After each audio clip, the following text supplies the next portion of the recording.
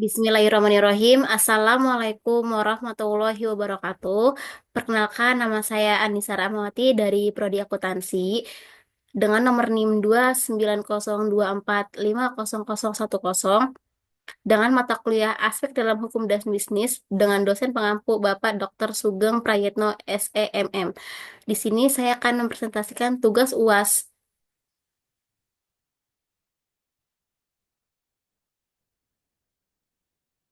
Untuk pembahasan kali ini saya akan membahas dengan hukum pajak. Pajak adalah suatu kumpulan peraturan-peraturan yang mengatur hubungan antara pemerintah sebagai pemungut pajak dan rakyat sebagai pembayar pajak. Sesungguhnya, hukum pajak merupakan salah satu bagian dari hukum tata usaha negara atau hukum administrasi negara. Namun demikian, dalam perkembangannya sering bersinggungan bahkan merupakan bagian yang tidak terpisahkan dari bagian hukum lainnya yaitu hukum perdata termasuk hukum bisnis dan hukum pidana karena ada sanksi pidananya.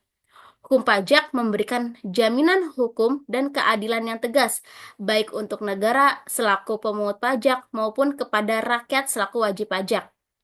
Sebagai negara hukum, maka segala sesuatu yang menyangkut pajak harus ditetapkan dalam Undang-Undang Pasal 23 ayat 2 Undang-Undang Dasar 1945 adalah sebagai dasar hukum pemungutan pajak oleh negara.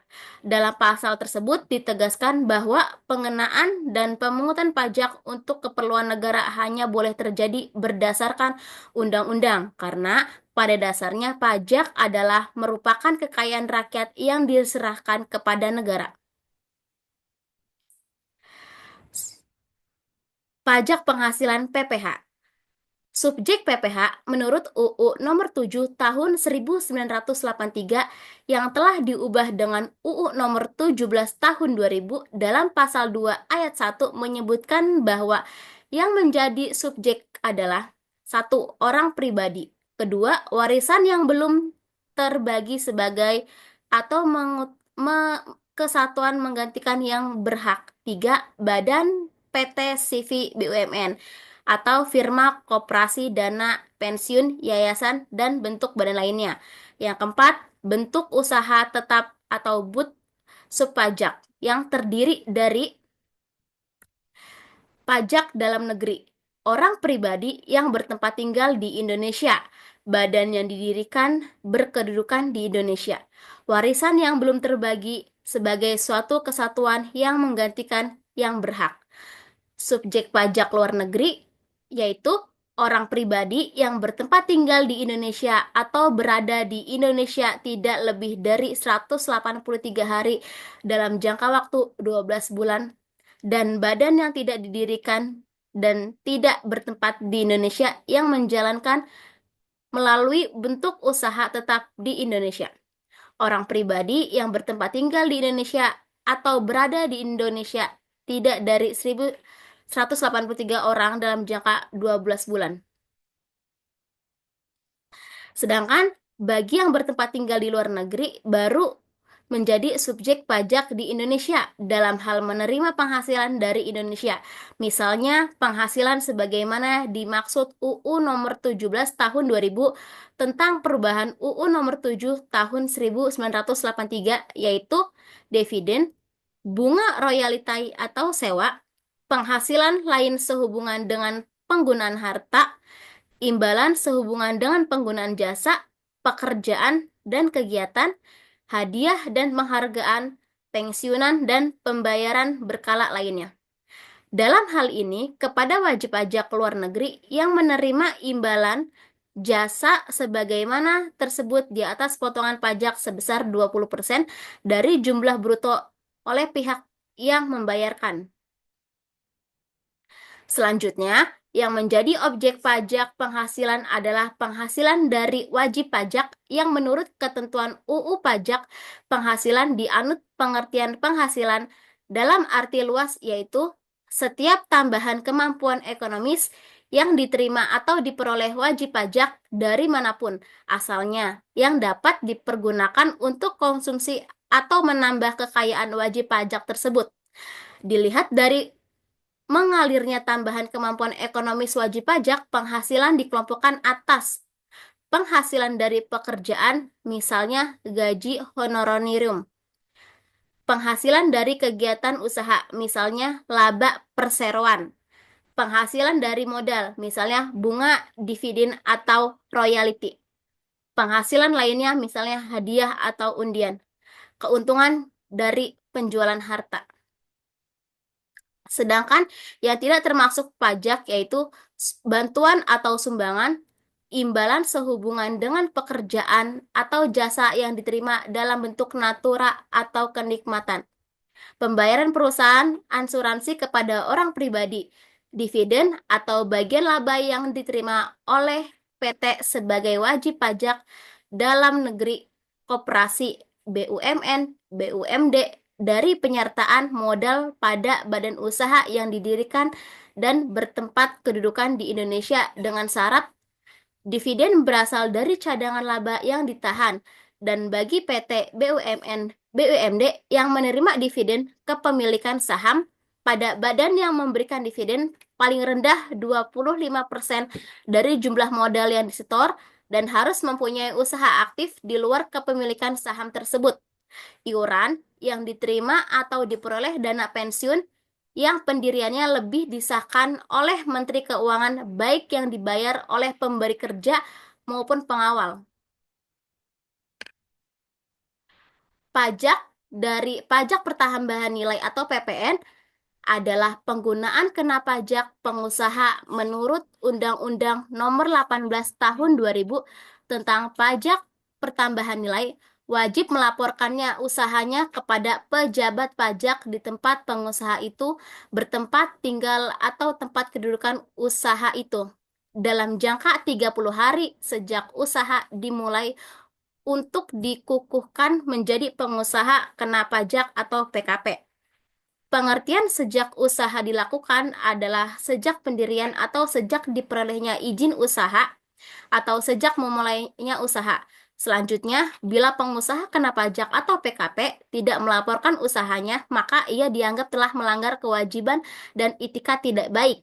Atas pelanggaran tersebut, selain harus menyetor pajak yang terutama juga dikenakan dengan denda administrasi sebesar 2% dari seluruh harga jual atau nilai pengganti yang menjadi dasar pengenaan pajak yang timbul sebelum pengusaha tersebut dikukuhkan menjadi pengusaha kena pajak atau PKP.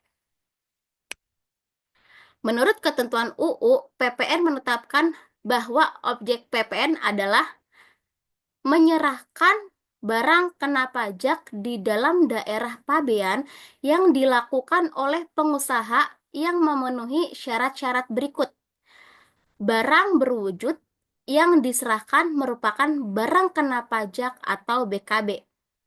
Barang yang tidak berwujud yang diserahkan merupakan barang kena pajak tidak berwujud. Penyerahan dilakukan di dalam daerah pabean. Penyerahan dilakukan dalam rangka kegiatan usaha atau pekerjaannya. Impor barang kena pajak BKP yang dilakukan oleh siapapun. Penyerahan jasa kena pajak JKP di dalam daerah pabean. Pemanfaatan barang kena pajak tidak berwujud dari daerah pabean. Pemanfaatan jasa kena pajak atau JKP dari luar daerah pabean. Ekspor barang kena pajak BKP oleh pengusaha kena pajak atau PKP. Selanjutnya, berdasarkan peraturan pemerintah PP nomor 144 tahun 2000, ditetapkan jenis barang yang tidak dikenakan PPN yaitu barang hasil pertambangan atau hasil pengeboran yang diambil langsung dari sumbernya yang termasuk barang-barang tersebut. Barang-barang kebutuhan pokok yang sangat dibutuhkan oleh rakyat banyak termasuk beras, gabah, jagung, sagu, kedelai, dan garam. Makanan yang diminum yang disajikan di hotel, restoran, rumah makan, warung, dan sejenisnya. Uang emas, batangan, dan surat-surat berharga. Sedangkan jasa yang tidak dikenakan PPN adalah Jasa di bidang pelayanan kesehatan medis yang meliputi jasa dokter umum, dokter spesialis, dokter gigi, jasa dokter hewan, jasa ahli kesehatan seperti akunpuntur, ahli gizi, dan fisioterapi, jasa kebidanan dan dukun bayi, jasa rumah sakit, rumah bersalin, klinik kesehatan, dan sanatorium. Jasa di bidang pelayanan sosial, jasa di bidang pengiriman surat dan perangko, jasa di bidang perbankan, asuransi, dan sewa guna usaha, jasa keagamaan, jasa di bidang pendidikan meliputi pendidikan luar biasa, pendidikan, jasa di bidang kesenian, jasa BUMN atau PBB. Subjek pajak dari PBB adalah orang atau badan yang menguasai, memperoleh manfaat atau bumi dan atau memperoleh manfaat atas bangunan. Namun demikian, subjek pajak yang menjadi pajak tersebut yang nilai jual objek dari pajak NJOP, tanah dan bangunannya kurang atau tidak melebihi dari 8 juta, bukan merupakan wajib pajak sehingga dibebaskan dari pengenaan pajak dari PBB. Sedangkan yang menjadi objek PBB adalah bumi dan bangunan menurut penjelasan pasal 1 ayat UU PBB yang termasuk pengertian bangunan adalah kolam renang, pagar mewah, tempat olahraga, galangan kapal dermaga, taman mewah, kilang minyak dan pipa minyak jalan tol. Selanjutnya, dalam pasal UU PBB ditetapkan bahwa yang tidak dikenakan pajak adalah tanah dan bangunan yang digunakan untuk melayani kepentingan umum seperti tempat ibadah, sosial, pendidikan, dan rumah sakit. Kebudayaannya tidak dimaksudkan untuk memperoleh keuntungan. Objek yang digunakan untuk kuburan dan meninggalkan purbakala, objek yang merupakan hutan lindung, hutan suaka, dan cagar alam, objek yang merupakan untuk perwakilan diplomatik dan konsuler, objek yang digunakan untuk perwakilan organisasi internasional yang ditentukan oleh Menteri Keuangan. Upaya dan penagihan pajak timbul karena undang-undang dengan syarat adanya rangkaian dari perbuatan, keadaan, dan peristiwa dapat menimbulkan utang pajak, yaitu perbuatan-perbuatan, misalnya pengusaha yang mengimpor barang secara mewah atau melakukan penyerahan barang di daerah pabean dalam lingkungan perusahaan dikenakan atau terutang pajak pertambahan nilai barang dan jasa serta pajak penjualan atas barang mewah. Keadaan-keadaan misalnya memiliki harta bergerak dan harta tidak bergerak dikenakan atau terutang pajak penghasilan sebagai diatur dalam undang-undang. Peristiwa, misalnya meninggalnya pewaris. Sejak saat meninggalnya si pewaris, maka harta warisan yang belum terbagi merupakan subjek pajak penghasilan dan dikenakan pajak. Kecuali warisan itu sudah dibagi-bagi kepada ahli warisnya, maka tidak lagi terkena pajak. Pajak terutang pada saat timbulnya objek pajak yang dapat dikenakan pajak tanpa menunggu adanya SKP, surat ketetapan pajak. SKP hanya berfungsi sebagai surat keputusan yang menentukan besarnya jumlah pajak yang terutang, jumlah pengangguran, pembayaran pajak, jumlah kekurangan pembayaran pajak, jumlah pembayaran pajak, pokok pajak, besarnya sanksi administrasi, dan besarnya jumlah pajak yang masih harus dibayar, penagihan utang pajak kadaluarsa setelah lewat waktu 5 tahun. Dalam hal ini, wajib pajak dipidana karena melakukan suatu pelanggaran atau kejahatan di bidang perpajakan. Maka kadaluarsa ini tidak berlaku bagi dan Fiskus berwenang mengeluarkan surat ketetapan pajak tambahan terhadap wajib pajak tersebut. Undang-Undang Nomor 19 Tahun 2000 tentang Penagihan Pajak. Undang-Undang Nomor 19 Tahun 2000 tentang Penagihan Pajak dengan surat paksa menyatakan bahwa surat paksa diawali dengan kata-kata demi keadilan berdasarkan ketuhanan yang Maha Esa. Artinya, mempunyai kekuatan eksekutorial dan kedudukan hukum yang sama dengan putusan pengadilan yang telah mempunyai kekuatan hukum tetap. Menteri Keuangan untuk penagihan pajak pusat dan kepala daerah penagihan pajak daerah berwenang menerbitkan surat perintah penagihan seketika dan sekaligus surat paksa, surat perintah pelaksanaan penyitaan, dan surat perintah penyadaran. Apabila surat paksa telah disampaikan kepada penanggung pajak dan ternyata penanggung pajak tidak memenuhi kewajiban, maka surat paksa tersebut dilaksanakan. Setelah lewat waktu 2 kali 24 jam ternyata wajib pajak tidak juga membayar pajak, maka segera dilakukan penyitaan terhadap barang-barang milik wajib pajak untuk dijadikan utang pajaknya kepada negara. Penyitaan tersebut dilaksanakan oleh juru sita dengan disaksikan oleh sekurang-kurangnya 2 orang. Selanjutnya, juru sita akan membuat berita acara pelaksanaan sita yang ditandatangani oleh juru sita pajak, penanggungan pajak, dan saksi-saksi. Bila penanggung pajak tidak hadir, maka penyitaan tetap dapat dilaksanakan dengan syarat ada saksi yang berasal dari pemerintah daerah setempat. Selanjutnya, setelah lewat 14 hari, maka barang yang telah disita tersebut akan dilelang oleh pejabat yang berwenang, kecuali barang sitaan berupa uang tunai, surat-surat berharga, dan barang yang mudah rusak atau cepat busuk. Utang pajak dapat dihapuskan adalah utang yang tercantum dalam surat tagihan pajak, surat ketetapan pajak tambahan yang tidak dapat atau tidak mungkin ditagih lagi yang disebabkan wajib pajak meninggal dunia dengan tidak meninggalkan harta warisan. Wajib pajak tidak ditemukan, wajib pajak tidak mempunyai kekayaan lagi, hak untuk melakukan penagihan sudah kadaluarsa. Sengketa pajak terjadi akibat ketidaksamaan persepsi atau perbedaan pendapat antara wajib pajak atas pajak terhutang atau nilai pabean atau pos tarif. Dalam hal ini, wajib pajak keberatan atas pajak terhutang atau nilai pabean atau pos tarif yang diterapkan.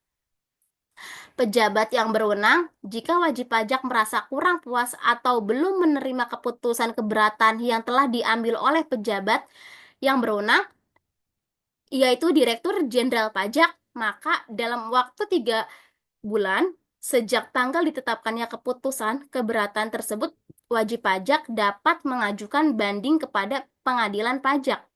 Demikian pula terhadap keputusan keberatan oleh Direktur Jenderal Bea Cukai, maka dalam waktu 6 bulan sejak ditetapkannya keputusan tersebut, maka keputusan tersebut dapat diajukan banding ke pengadilan pajak. Keputusan pengadilan pajak merupakan putusan akhir yang telah mempunyai kekuatan hukum tetap.